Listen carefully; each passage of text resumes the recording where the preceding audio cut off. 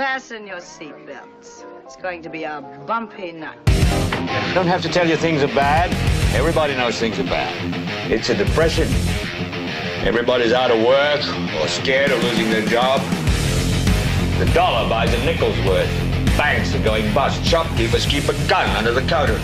Punks are running wild in the street, and there's nobody anywhere who seems to know what to do, and there's no end to it. We know the air is unfit to breathe, and our food is unfit to eat. We sit watching our TVs while some local newscaster tells us that today we had 15 homicides and 63 violent crimes, as if that's the way it's supposed to be. We know things are bad, worse than bad. They're crazy. It's like everything everywhere is going crazy, so we don't go out anymore. We sit in the house, and slowly the world we're living in is getting smaller, and all we say is, please, at least leave us alone in our living rooms. Let me have my toaster and my TV and my steel-belted radios, and I won't say anything. Just leave us alone. Well, I'm not going to leave you alone. I want you to get mad. Wait a minute. You ain't heard nothing yet. Wait a minute, I tell you. You ain't heard nothing. So, I want you to get up now. I want all of you to get up out of your chairs. I want you to get up right now and go to the window, open it, and stick your head out and yell, I'm as mad as hell, and I'm not gonna take this anymore! I'm mad as hell, I'm not gonna take it anymore! I'm mad as hell! I'm not gonna take it anymore! I'm mad as hell, and I'm not gonna take it anymore! I'm mad as hell, I'm not gonna take it anymore!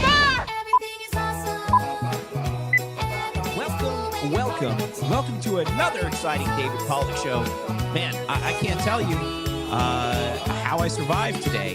There was a solar eclipse, and somehow I still have my vision. I felt like looking at the sun. I felt like staring at the sun, but I didn't do it. I don't know. Somehow the logic of burning my retinas or maculas or whatever is in your eye that gets burned when you're looking at the sun, the instinct to not do that kept me safe. Plus, I had those cool glasses, you know, the ones with all the instructions on them that were supposedly not the knockoff. So I think I got the right ones because I'm still here with you and looking right here at the camera so I can still see. Hopefully you guys can still see and you see me. A lot to talk about today. Over the weekend, though, I'll give you a little update of where I was and what I did. The Lee County Republican Executive Committee invited me to come speak at an event they had on a panel with some great patriots. Who was there? Madison Cawthorn was there. Roger Stone was there. Tito Ortiz, MMA champion Tito Ortiz was there. Neil McCabe, a fantastic Washington reporter, and myself. We were on a panel asking questions to a full room over there. That's like if you don't know Lee County, Florida, that's over on the southwest coast near Fort Myers. Cool event. I was honored to be there. Michael Thompson is the chair of the GOP there. He's running for state committee man. I fully support him for that. The work he's doing there in Lee County is really inspiring, and it's exactly what needs to be happening in all GOPs locally throughout the state of Florida, throughout the country. I think if you were able to replicate what they're doing there, I think we're going to be okay. But that was awesome. But now I'm back here surviving the eclipse. And it's going to be a very interesting week in news. I mean, over the weekend already, we had the fake news, fake fundraising news. Trump has a giant fundraiser in Mar-a-Lago. The fee, if they raised $50-something million. The fake news is making it seem like those billion-dollar donors giving him money because he was giving them promises to keep their taxes low and give them tax breaks. And the Trump campaign is claiming, I'm going to show you these videos soon, the way they're reporting that, versus Biden's fundraiser. Remember when Donald Trump was in New York honoring the fallen officer while Biden was having what the media called a star-studded event with 3 former presidents, or one current, 2 former. They're all former as far as I'm concerned. Biden's good as done very, very soon. But the media was just falling all over themselves to brag about his fundraising, how much he raised, 20-something million dollars, massive lead over Trump and fundraising. And, you know, they couldn't get over themselves. Trump goes and by himself without any other presidents but him and raises double. And the media doesn't know what to do themselves. That's fantastic. We're going to talk about that later with a very special guest, and I'll tell you about her in a minute. Also this week, Congress is back, and nothing good happens these days when Congress is back in session. So on the agenda of the things that this Congress still has to deal with, I'll read some of these things to you here, guys. The long-stalled military aid package to Ukraine, funding the bridge in Baltimore, that bridge that collapsed that the shipping company and their insurers should be paying for, but the taxpayers are footing that bill. Let's see what else we got going on. They are trying, of course, to at least take up portions of that bill that the Senate passed, which sent more money to Ukraine than it did the southern border. The southern border is still wide open. Criminal aliens are still committing crimes all over the place. The media is trying to pretend like that's not true, telling us what we're seeing with our own eyes and experiencing isn't true. That's still an issue, which is why there's a big fight. But, guys, we have a 2-seat advantage over the Democrats, which makes all of this very challenging because Johnson doesn't have an easy majority, and he's already shown his willingness to work with Democrats. So this is going to be something to keep an eye on. Surveillance power is on the agenda. You might remember FISA Section 702. This is up for renewal.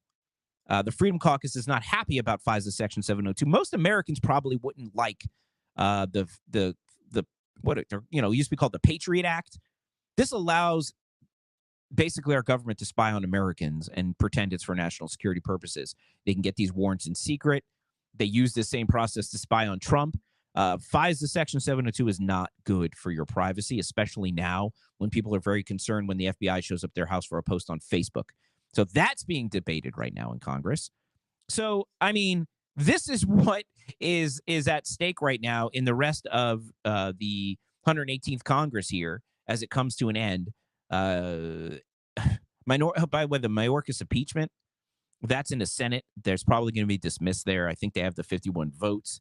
Joe Manchin's against it. Kristen Sinema's against it. They call it ridiculous. So they're going to get rid of that Mayorkas vote, even though the southern border is still wide open, even though we still have an immigration crisis in this country with no slowing down. States across, even liberal states across this country, are telling people that they have no idea where to put these. They can't take anymore.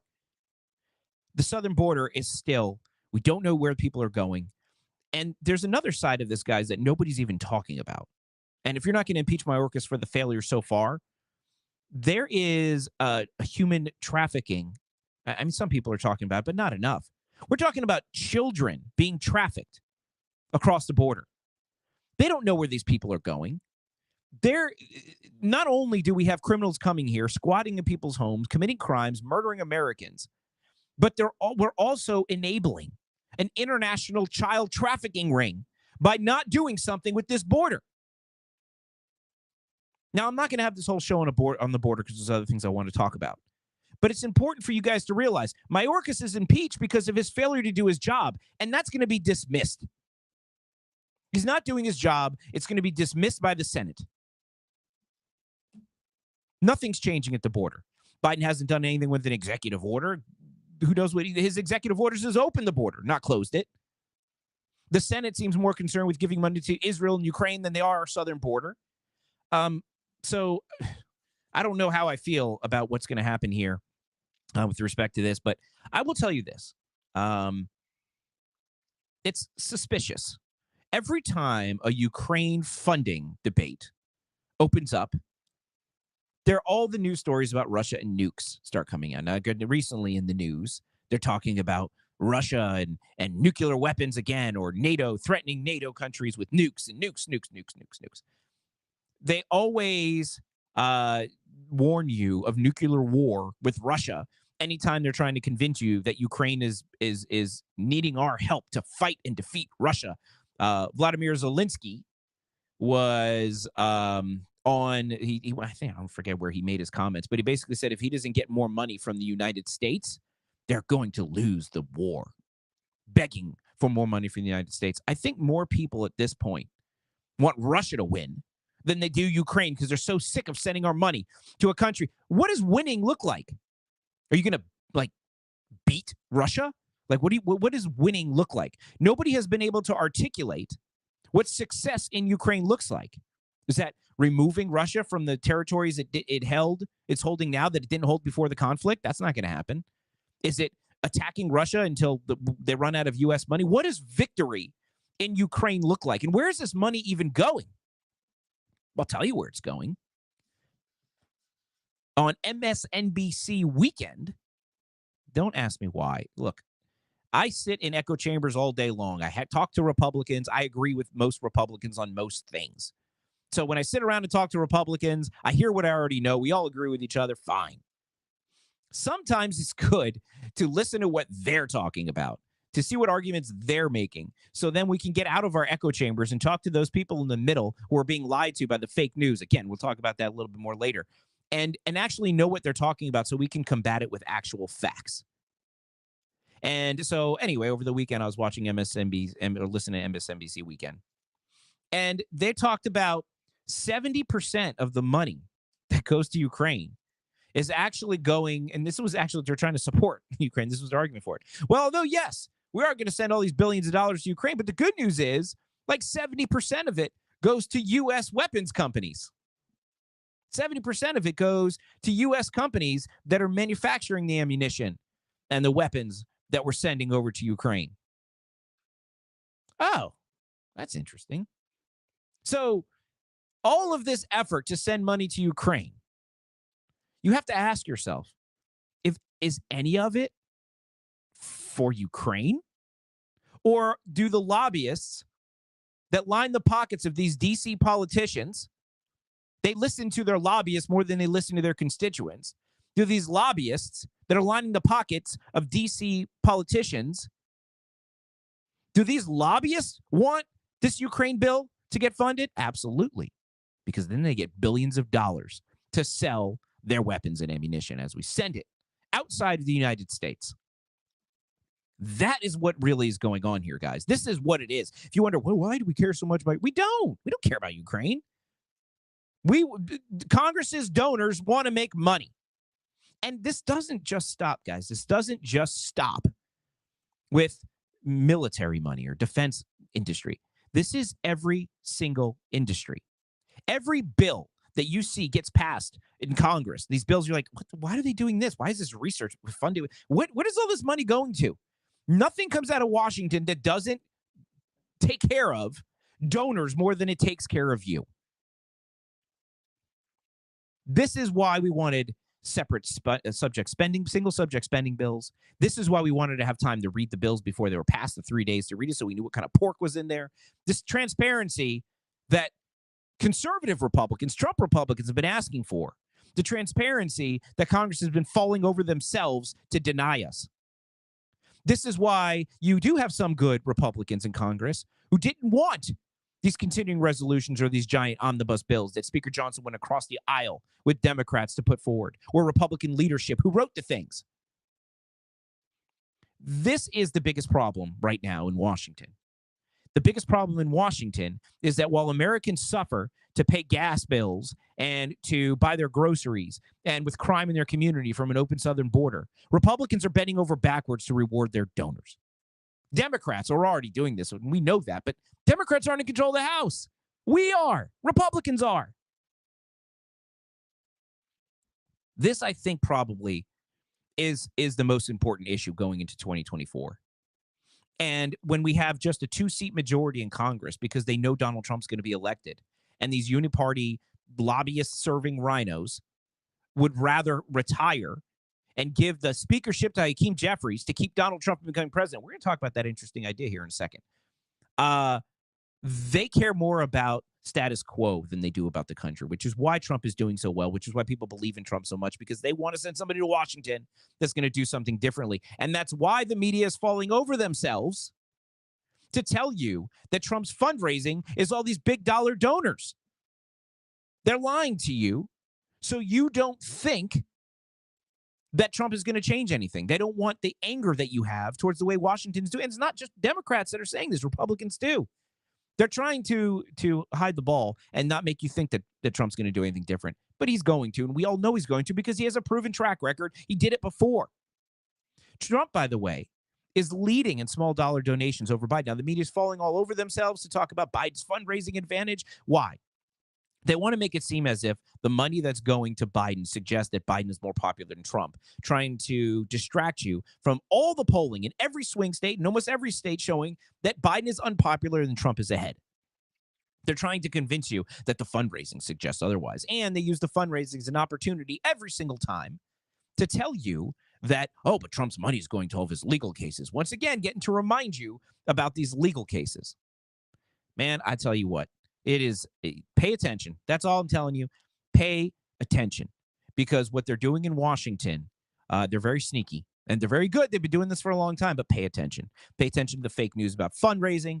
Pay attention to the fake news about Russia when they're trying to get your money and send it to Ukraine. Pay attention to all of this stuff because, guys, everybody's lying to you. It is up to you to find what information is true, what's not true, or what you believe to be true or not true, and then go and share the information with other people because we know the fake news isn't going to do it. Real quick, I want to talk about over the weekend, I mentioned to you that I was at that event in Fort Myers in Lee County. And Roger Stone, there was a very interesting question that somebody from the audience asked. They asked, a lot of people really, they do the Q&As. A lot of people want to continue to talk about January 6th, and it's important. The other question people want to talk about is election interference, and they want to talk about COVID. And about that, meaning how are we going to stop them from using another pandemic or COVID itself to, do all the stuff that was done before. And my response to that question was, you need to not look backwards, instead look forward, because they've moved on from the COVID thing. And now they're getting very crafty with trying to keep Trump off the ballot or in the alternative, trying to keep Trump from getting the 270. We've seen these with the retirements. We've talked about it over at the DC Patriot. We've talked about it on this show. There are games being played because they know that the people want to elect Trump. So they're doing whatever they can to keep him from becoming president, whether it's from being sworn in or from being elected in the first place.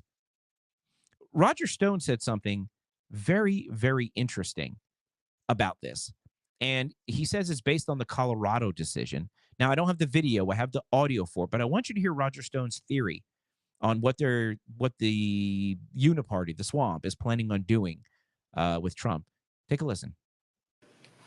I wrote and spoke on this very extensively this past week. I think I was the first person to point out that there's very real effort going on in the House to get enough members to resign or retire in order to flip control of the House to the Democrats, in which case they will very quickly make Hakeem Jeffries the Speaker, and then their first order of business would be to pass legislation that has already been introduced by Jamie Raskin, who's in a contest to be the oiliest member of Congress at the shift. Raskin may actually be winning, but in essence, if it then passed the House, it would go to the Senate, where it would pass 51-49, and Donald Trump's name could not be on the ballot in the next election. And if you're out there saying, well, the courts will never allow this, actually, the courts invited this in their Colorado decision. They very specifically said the Congress can bar a candidate from the federal ballot. So the retirements are very suspicious. Mike Gallagher from Wisconsin retires, but he retires, but his times his retire purposely to make sure that there cannot be a special election because it's a Republican district and a Republican will win, but to make sure that that seat remains vacant until the election in November, thus bringing down the number of votes that you need to control the House. Now, there are, I think, four more special elections. There are 4 vacancies. I may be one behind now. One of those vacancies will go to a Democrat. We should win the other 3 elections. In Speaker McCarthy's district, Scott Baugh is the Republican leader, old friend of mine, solid conservative, spent a lot of time in the assembly, very good man, should win. I actually think he beat Katie Porter last time, but I think it was stolen from him. So I do think that we're hanging out here by a thread. But this is all being financed, it's all being directed by the former speaker, in my opinion. This is his revenge play. And it's being funded. If you do any of the research, go to stonezone.com. I have 5 stories on this. The money for this is all coming from Paul Singer, who is the vulture capitalist globalist who paid for the Steele dossier, who has pumped millions of dollars into Nikki Haley. So this is very dangerous, has to be watched very carefully. Our control of the House is very tight. We cannot afford to lose 1, 2, or 3 seats, or that will be the play. This is all, this is basically the extension of the same operation to illegally keep Trump off the ballot in various states. So those who were celebrating the Supreme Court decision that said the states couldn't do that, they should have read the small print, because unfortunately Jamie Raskin and the Democrats and Chuck Schumer did read the small print. It's a very, very real danger. We have to win those specials, and even then, our control is tight. I have put together a list of the 12, I think, most likely retirees based on a cross-examination of where they were getting money, whether they had endorsed Donald Trump, and their age. And I think I figured out who the next perps are. So don't be surprised when Vice President Pence's brother, Greg, announces that he's leaving the House. Don't be shocked. It's an excellent theory. It's a troubling theory. And it's something that we need to pay close attention to, guys. Look, we're going to do our part. We're going to tell people what the truth is. We're going to combat fake news with facts. And we're going to make sure everybody turns up to vote. But this is stuff to pay attention to, because you need to be talking to your elected officials to make sure that they're doing what they're supposed to. We also have to make sure we hold the House in these special elections. So anyway, lots of stuff going on out there. It is interesting stuff. I am going to take a quick break. And when we come back, we are going to be joined by Sonny Joy Nelson. She's a Republican strategist, and she's a co-host of the Line Drive podcast. We're going to talk about fake news with respect to fundraising and a big video that Trump put out today about abortion. So don't go anywhere. The David Pollack Show will be right back. Hello, Patriots, listen up. It's time to wake up and smell the freedom. Beard Vet Coffee is here to fuel your American spirit. This isn't just coffee. It's a battle cry in a cup, a declaration of love for the land of the free and the home of the brave. Crafted by the hands of those who've walked the walk, talked the talk, and, grown the damn beard. Vet founded, vet focused, and beard operated. This is coffee with a mission, a purpose, and a testament to the unyielding American spirit. It's a tribute to the tireless resolve that courses through the veins of our great nation. This is the taste of victory, the flavor of freedom, the coffee that stands as firm as our belief in America's destiny to lead and never to kneel. Beard Vet Coffee is more than a brand. It's a legacy steeped in the principles that make America great. It's for those who stand with pride under the stars and stripes, who uphold the values that light the torch of liberty for the world to see. So, are you ready to supercharge your day the American way? Beard Vet Coffee is not just a choice. It's a declaration of independence from mediocre mornings. Bold, brave, unbound. Brewed for the American patriot. Beard Vet Coffee. Make your mornings great again. Business owners, are you sick of dealing with those big-name telecommunications companies that leave you frustrated with terrible customer service and then lock you into long-term contracts? That's why I want to introduce you to my friends over at Public Telephone Company. They are an industry-leading VoIP provider offering all-in-one business communication solutions that are completely contract-free with competitive pricing. But perhaps the best part, they're all about supporting their customers with U.S.-based customer service, and they're always willing to go the extra mile. Don't let your phone company drive you mad. Call Public Telephone Company today at 877-314-4080 or visit them at publictelephonecompany.com. That's publictelephonecompany.com. With today's economic environment, it's never been more important to secure your hard-earned wealth for you and your family's future. FinSec Life works to offer industry-leading customer service to help successful individuals and businesses protect their wealth. Whether it's a business succession plan, estate liquidity, or a variety of life and long-term care policies, FinSec Life can help deliver peace of mind, knowing that if something happens, you or your company is taken care of. Visit finseclife.com. That's FINSEC life.com. Securities offered through Valmark Security Inc., member FINRA and SIPC. Investment advisory services offered through Valmark Advisors Inc., an SEC-registered investment advisor. FinSec Life is a separate entity from Valmark Securities Inc. and Valmark Advisors Inc. Hey friends, David Pollack here. If you're craving the best soft serve ice cream around, Topper's Creamery's got you covered. Serving the Apopka community for over a decade, Topper's is known for the finest old-fashioned custard-style soft-serve ice cream in a variety of flavors, from their French vanilla bean to exciting specials like German chocolate cake. But the experience doesn't end there. Be sure to grab a fresh baked waffle cone or a sundae topped with my favorite, the fresh baked brownies. They even offer pup cups for your four-legged friends. So hurry in to Topper's Creamery in Apopka, South 512 Hunt Club Road. Make sure to tell them David sent you. Welcome back.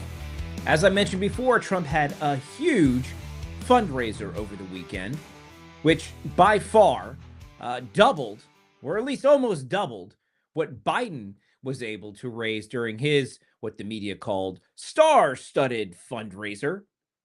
But the fake news is going out of their way to downplay the significance of Trump's fundraiser versus how they were going out of their way to make it seem as if Biden's fundraiser was the coolest thing on the planet. Check it out. Biden is in New York tonight with two high-powered friends, Barack Obama and Bill Clinton, for a star-studded campaign event. For $100,000, you can take a picture with the current and former presidents. CBS's Caitlin Huey-Burns reports on what could be the biggest fundraiser in presidential campaign history. In New York City tonight, a parade of presidents, headlining an event at Radio City Music Hall that raked in $25 million for Joe Biden's re-election campaign. It's a record for a political fundraiser, bolstering Biden's significant cash advantage, even as he lags behind Donald Trump in the polls. Kamala and I desperately need your help because, look, there's only about 6 or 7 states that are going to determine the outcome of this election. The Biden campaign has $71 million in the bank, compared to the Trump campaign's nearly $34 million. Trump's legal troubles have been draining resources. A super PAC supporting him spent $8.5 million on legal fees so far this year, including $5.5 million last month. A crooked judge shouldn't say, we're going to have you post a bond and take all of that money that I could be spending on a campaign. Sarah Briner is a campaign finance expert. In a race this close, can money move the needle? Money can definitely move needles in close races. And it's by getting just the smallest fraction of people to think about the race in the way you want them to think about it. Trump also tried to cash in on the Democrats' fundraising event today, asking for donations to help defeat the Biden-Obama-Clinton cartel. He was in New York today, attending the wake of a fallen NYPD police officer. Trump stands to benefit financially from his social media company, Truth Social, going public this week. But that has raised concerns about potential conflicts of interest if he's elected president. Nora? Caitlin Huey-Burns, thank you very much. Now compare that to how the news, the fake news, is covering Trump's fundraiser from this weekend. Former President Trump is far behind President Biden when it comes to fundraising, but Trump got a big boost this weekend. According to organizers, his campaign raked in a whopping $50 million at a Palm Beach fundraiser. Let's bring in ABC's Jay O'Brien from Washington. Jay, what more are you learning? Lindsay, tonight a campaign official telling ABC News that at that exclusive fundraiser, former President Trump telling that group of ultra-wealthy donors that if he took office again, he would work to keep their taxes low by expanding his Trump-era tax cuts. The campaign saying that it raked in a whopping $50 million from this event. It was the Republican response to that massive Democratic fundraiser last week with President Biden and former Presidents Clinton and Obama that brought in an estimated $26 million, a record number for that party. Now, the Trump campaign is still trailing Democrats in their overall campaign cash, filings showing former President Trump using much of his campaign war chest to pay for his mounting legal bills. Lindsay. All right, Jay O'Brien for us. Thanks so much, Jay. Joining me now to discuss the fake news fundraising videos is Sonny Joy Nelson. She is a Republican strategist and co-host of a great podcast, the Line Drive podcast. Sonny, welcome to the David Pollack Show. David, thank you for having me. I really appreciate you having me on. And I know we've been going back and forth a little bit trying to lock it in, but here we are finally on this beautiful day. We're going to talk about some great stuff. I'm looking forward to it. Yeah. So, a couple of weeks ago, while Trump is respecting a fallen officer, Biden decides to have a fundraiser in New York City, Madison Square Garden. The media is going crazy for it, calling a star-studded event celebrating 3 U.S. presidents. It's basically the media's dream team of all the presidents that they shill for on their fake news. And, I think they raised like $25 million. And they're talking about Biden's fundraising advantage and Trump's money is going to his legal fees. And they're just, of course, Biden's great. Trump's awful. Then Trump has this fundraiser over in Mar-a-Lago. And he raises $50 million, double of what the Biden campaign was able to raise with 3 U.S. presidents. 1 U.S. president by himself raised $50 million. Of course, the fake news is making it seem like this is somehow a big donor event, and they're minimizing what he was able to gain, although acknowledging he's closing the gap. Biden is still in the lead. They're falling over themselves to try to say Biden has the advantage. What are your thoughts on all the fake news about fundraising? Gosh, I mean, you really hit it spot on there.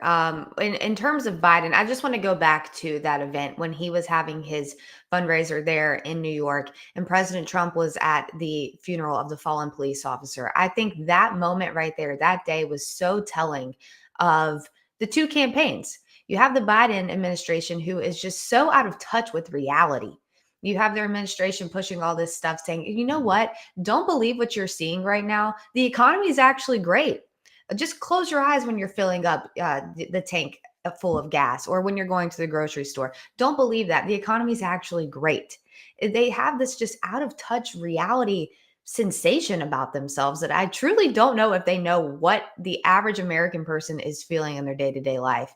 Contrast that with President Trump, who went to go be supportive at this funeral with this grieving wife, mother of this young child. And he was there to show his support and to say, our country is falling apart right now. There's an attack on police officers. Migrant crime is just rampant right now. And the Biden administration and other Democrat lawmakers could care less. They don't care what's going on. They're also turning a blind eye to that while our citizens, U.S. citizens, tax-paying citizens are being killed. They're being raped. They're being just injured all the time. And the media is just completely turning a blind eye to that. But going back to the fundraiser, it is unreal. It is unreal, just the bias that most of these reporters have, that these news outlets have when they're talking so glitz and glam. Look at this amazing that President Biden has raised so much money. He has so much support. He's so popular, all of these things. President Trump then goes and outraises him by almost double. And all of a sudden it's reported. The Trump campaign reports, says that, states that. And it is just they have no self-awareness. I think that's truly what it is. Or maybe their bias and their agenda is so deep into them that it affects every single aspect of their lives. But yeah, this was just record-breaking. His fundraiser, record-breaking. And while this was wonderful, this huge dollar fundraiser was great for the campaign, the small dollar donors, that's where it is. The Trump campaign is full of small dollar donors, and that's because the president relates with the American people, the average person who says, you know what, I can't donate $250,000 to the president, but I can give you $10 a month because I think that you're standing up for what I believe in. You're looking out for my best interest. And I really think that that's going to be a telltale sign come November 5th. I think there's going to just be a huge outpour of support for the president come the election. Yeah, that's an excellent point about the small dollar donors. New York Times, of all places, it reports that Trump has more small dollar donors than Biden. reporting 668,000 of small donor dollars versus 564,000 for Biden. Yet the media is going and telling everybody, though, that Trump's fundraising is from big dollar donors as he promises them tax breaks. And I always wonder, though, do they know they're doing it? Is it intentional? I always balance the fake news intent versus do they believe their own lies? And I think it's a combination of both. I think they sit around and they tell each other these lies long enough that they believe it. Because I'll go and do adverse media. I'll go do a liberal show, and they'll always ask me to defend the Republican position. And the narrative that they feed me is the same narrative you see on the Sunday morning talk shows on MSNBC, the same stuff, about Biden outraising Trump, and exactly like you talked about the economy doing better, inflation going down, gas prices. They'll just lie after lie after lie. And you sit back and wonder, do they know they're lying, or are they just so desperate that for that be the reality that they just want to find those information and report it? People know, though, and this is what I always tell them. I'm like, well, when you go to the gas pump, is it easier for you to fill up your tank? Yeah. Ask them. They're like, no. Well, is your groceries cheaper? No. So they say inflation's going down. I had an economist on the show a couple of weeks ago and I asked about that. I said, okay, let's get experts on to counteract the lies. And I said, is the inflation going down? He says, well, yes and no. He says inflation is slowing, which is a good thing. But he says, but there isn't deflation. He says, so prices will never go down. The pace in which prices are increasing is just slowing down. So while the Biden administration is out there acting as if somehow your life is going to get better, these groceries are going to get cheaper, they're not. This price inflation is here to stay. It's just not getting as expensive as quickly. And they're calling that some kind of victory. Meanwhile, they're talking about raising taxes. We still have supply chain issues. We still have domestic oil shortfalls based on bad Biden energy policies. And it's only going to get worse. Gas prices are going up. A strategic petroleum reserve is down to 43% after Trump filled it up to 100. And these are the lies that the media tells people that, oh, oil companies are making record profits and they're making it seem as if everything's good. But people are smarter than that, right? I don't think people believe the fake news, whether they know they're lying to people or not. What do you think? Well, that's a really good question. And this is something that we actually talk about on our podcast pretty frequently. I bring this up and this is no political insight or anything like that. This is truly just me as a person thinking, how can we break through this noise? Because when you have outlets that are just spewing lies that are just, when it comes to the fundraiser or things or other, the lies about President Trump, when they say, oh, he used the word animals to refer to immigrants. Well, no, he was talking about the murderers that come here and are killing our citizens. Yes, murderers are animals and they should be labeled as such. We should not defend murderers and we should not shame victims. When all of this goes on, I truly question, are voters seeing through this? Because you and I, we're very in the know. We're looking at news from multiple different sources so we can draw our own conclusions as to what actually is truth. If you have a suburban woman somewhere, let's say the middle of the country, who only gets her news from Facebook or not really Twitter so much anymore, but Instagram or TikTok, or say they only watch their local news. If they are only being inundated with just lies after lies after lies, how do we break through to that person to say, that's not actually what's going on? Here's how they lied. Here's the truth. And that's something that I personally struggle with. I don't know the answer to that, but I think it's something that we constantly have to be, as people who want the truth to prevail and want to see America restored, we have to be so vigilant in standing up for the truth, broadcasting the truth, and getting it out there, talking to our friends. Change happens in one-on-one communication most of the time. So I think that's really just how we have to go at it. I know that wasn't your question at all, but that's something that I've really just been thinking about lately, especially as the election comes up. Well, it's true. And I said in 2016, I said we owe a lot of things to Trump.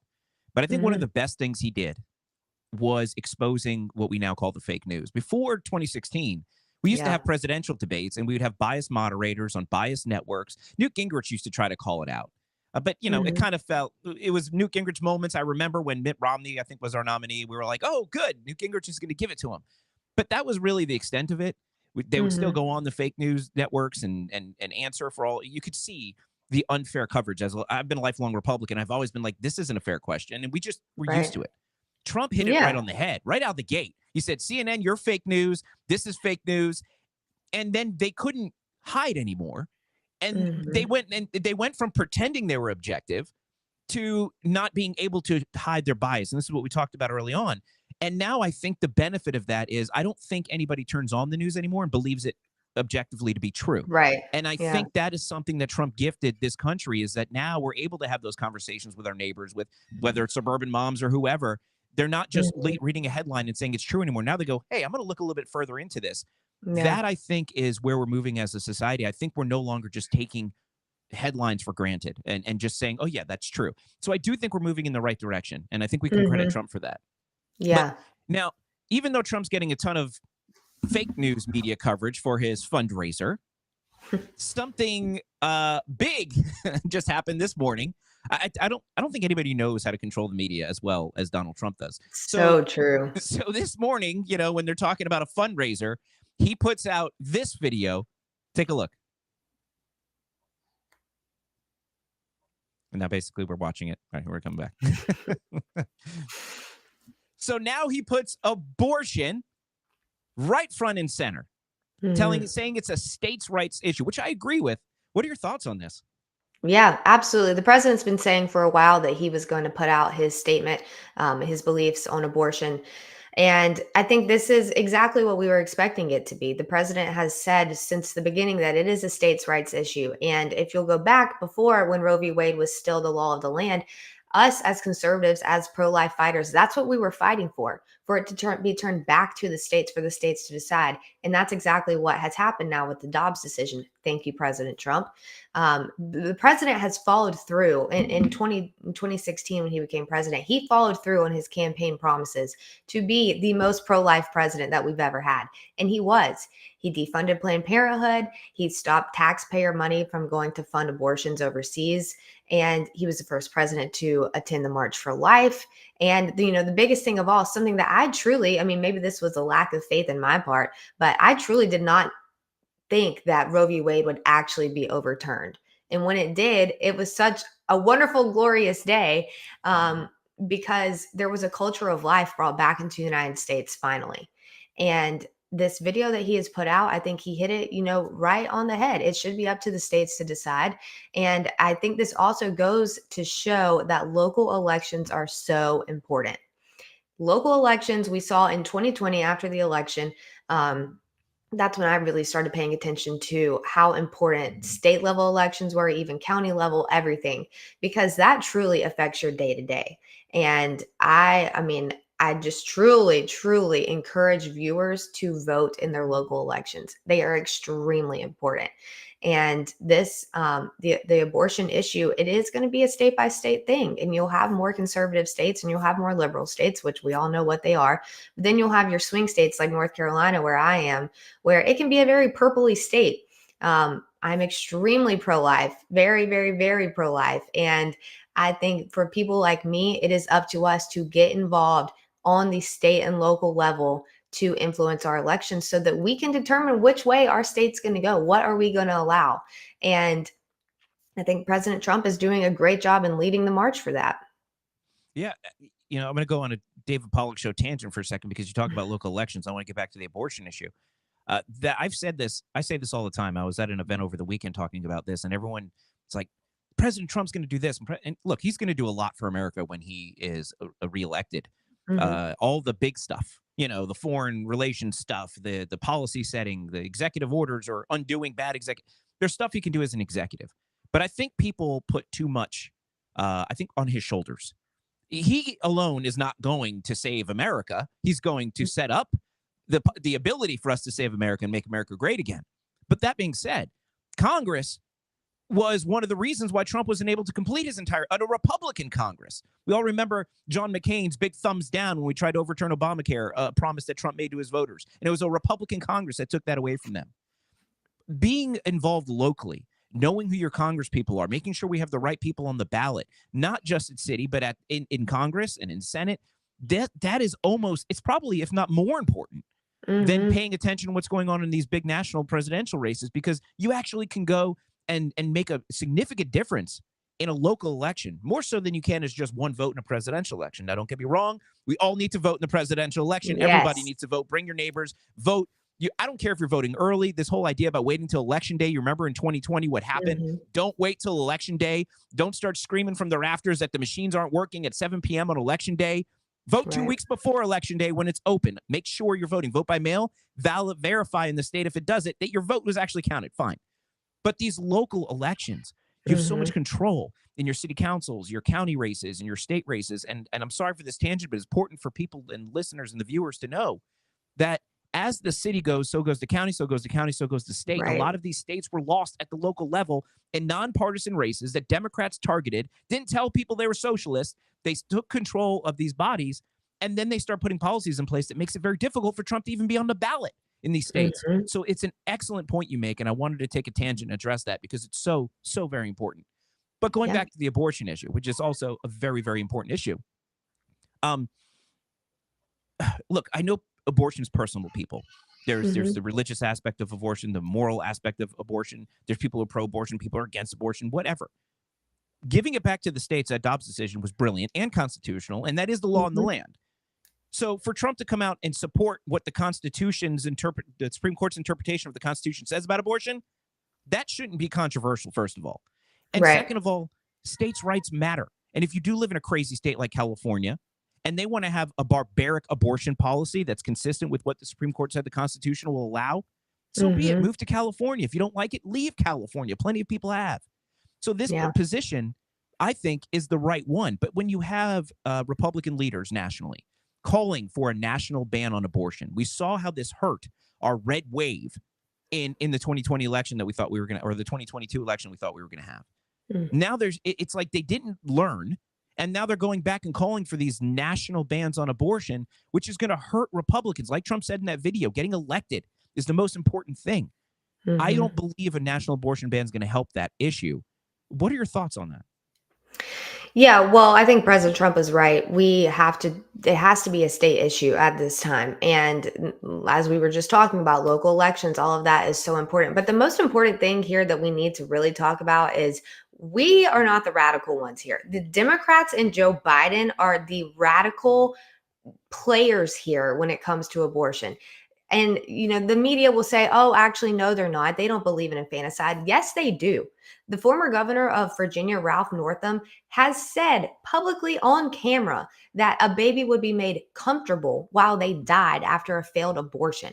That is extreme. That is radical. That's evil and barbaric. And as the media and everyone wants to turn this around and Trump and Republicans and say, oh, you're so crazy, you're so extreme. No, we're not. We are the party of life, and they are the party of extreme radical abortion, death. I mean, truly, that's what it is. It's death. And I really think the Republicans need to do a good job with messaging this go around and not how they did in 2022. We need to win the messaging battle here. But on life as a whole, we win on this issue because most polling states that the majority of people don't believe in late-term abortion. And that's where the country is. That's where President Trump is. So I think we win on this issue because we are bringing a culture of life back to the United States. And I think even as Christians, I'm making this personal for myself here. That's what we're called to do, is to stand up for the least of these. That's an excellent point you make about the messaging too, because the Democrats for some reason are always winning these messaging arguments. And in 2022, we saw it. They were able to take something as unpopular as late-term abortion, which almost nobody in this country supports, not even Democrats. Right. And they were able to highlight extreme examples of where abortion was being limited very early on without exceptions that were popular amongst the majority of the country. And they were able to take those few examples and really pivot away from their really, really unpopular position on. So you point that out. You're exactly right, which is why putting it on the states is the best solution, because each state can decide. And I think Trump's position is right on. Excellent point. If people want to come and listen to more about what you have to say on all of this great stuff on your podcast, or whether it's social media, if they're like, man, I really like Sonny Joy Nelson, how do I follow her? Tell our viewers and listeners where they can find you. Oh, yes, absolutely. You can find me on Twitter. Oh my gosh, excuse me, X. I have not gotten used to calling it Me X neither. yet. You can find me on X at Sonny Joy Nelson, also on Instagram at Sonny Joy Nelson. And our podcast, the Line Drive Podcast, you can find on Twitter. I'm all the time posting, retweeting, posting it on my own social media platform. But yeah, I think just if there's anything I could leave everyone with, it is to get involved. Do not take this election for granted. Yes, you would think that the way of life right now is so bad under the Biden administration that there will be a huge red wave in November, but it's going to take every single person coming out and voting. We cannot take it for granted. We have to get involved. Vote early, vote in person, whatever it takes, be involved, cast your vote. It is your civic duty to get involved, and that is my number one thing to leave everyone with. Yeah, absolutely. Great comments, great points. Thank you so much for coming on the show. And we look forward to having you back. Guys, check out the Line Drive podcast. It is really fantastic. I've been on there. I think you were out with the baby, so I didn't get to hang out with you then. I'll have to come back on so we can all hang out. But I mean, you have Tim Murtaugh, you have Hogan Gidley on there, people who just know what they're talking about, people who've been in the Trump administration. And so when you go on that podcast, you're actually getting insight that it's not just an echo chamber. I love what you guys are doing over there, and I encourage everybody to go check it out. Sonny, thank you so much for being on the David Pollack Show. Thank you so much for having me. I'm glad I was able to join. All right, guys, that is all the time I have for you tonight. As always, make sure you're going to the DCPatriot.com for all the latest news and information with respect to the election, what's going on in Congress, what's going on everywhere. The DC Patriot has you covered. It's revolutionary journalism from real independent journalists. No fake news there. So make sure you go check out the DCPatriot.com. Of course, if you're in the mood for a MyPillow, I talk about the great MyPillows that everybody in my family uses, and also the great MyPillow dog beds that we use, the slippers, the sheets, the towels. Go to MyPillow.com, promo code Pollack. Save yourself some money across the platform, different amounts for different items, but you can save yourself up to 60 or 70% on some items. So make sure you go to MyPillow.com, get yourself some great MyPillow stuff. And if you are going to check out our great sponsor, Beard Vet, which you better do, to get yourself some coffee or beard oils or tumblers or all kinds of stuff, energy drinks, or if you go into Beard Vet Tactical, make sure you use promo code David. You will save yourself 10% there as well. All right, guys, we will see you next week, same time, same place. Thank you for watching.